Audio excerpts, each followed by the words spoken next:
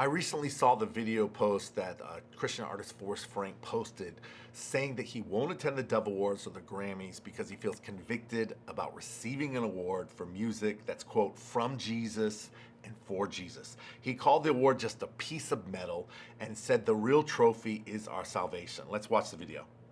As Christians, it's hard to know where the line in the sand is between being in the world and not of the world. And as a Christian artist, I dress kind of like the world. I kind of look like the world. My music can kind of sound like the world. So where's the line in the sand drawn? And I'm convicted personally that a line that I can draw is that I will not receive a trophy for something that is from Jesus and for Jesus. And I was wrestling with this last year. I even said that on stage at the Dove Awards. I said, I'm still struggling with the concept of receiving this award, but all glory to Jesus. Every name will fade away, including mine, except for one name. But I feel a conviction to go even a step further and say, I don't know if I even want to step on the stage. I don't know if I want to step in the room. And so I have decided to take a stance of non-participation. I will not be attending the Doves or the Grammys. I hope to be an example to the youth that the trophy is our salvation. The trophy is that my name is listed in the book of life and I get to have eternal life. What good is a piece of metal gonna do compared to that?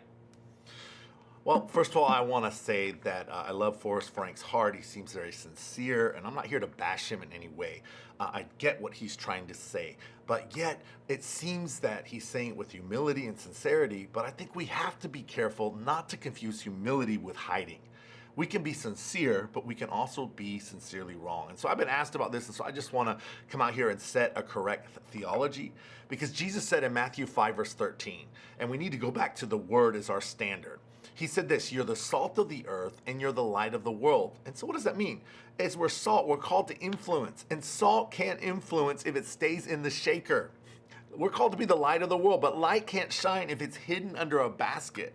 Jesus also commanded us in Mark 16, verse 15. Jesus said, go, not stay, go into all the world and preach the gospel. That word world that Jesus used is the word cosmos in the Greek. It means the systems, the culture, the spaces where influence is shaped. And so we're called as Christians to go into the cosmos, not retreat from it. When the light withdraws, darkness doesn't get weaker, it gets stronger. It gets darker. The Apostle Paul commanded us in 2 Corinthians 5, verse 20. He said that we are called to be ambassadors of Christ. And see, an ambassador doesn't reject honor. When an ambassador stands before kings, he receives recognition, or say he's speaking in public. It's not about him. It's not about them. It's they're representing the king in the kingdom. Any honor that they receive belongs to the one who sent them. So when we're in these rooms, we're on these stages, or we're in these spaces, we are representatives of Jesus Christ, of our Father, of our King. We're representatives of heaven. It's not pride to show up, it's obedience to the Great Commission. And that brings me to this. Remember the story when Jesus rode into Jerusalem? He came on the back of a donkey, and the people were shouting, Hosanna. But let me tell you, nobody was praising the donkey. But still, the donkey had the honor of carrying the king into the city, and that's us. We're the donkeys that Jesus rides on, and we need to give him the glory. And I think that's what Forrest is trying to do. We're not to take the applause, but we also don't stay in the stable. So let's keep showing up in music and media and business and government and in every area of culture and every space where God opens the door. Because when light walks into the room, darkness has to move, and the king gets all the glory.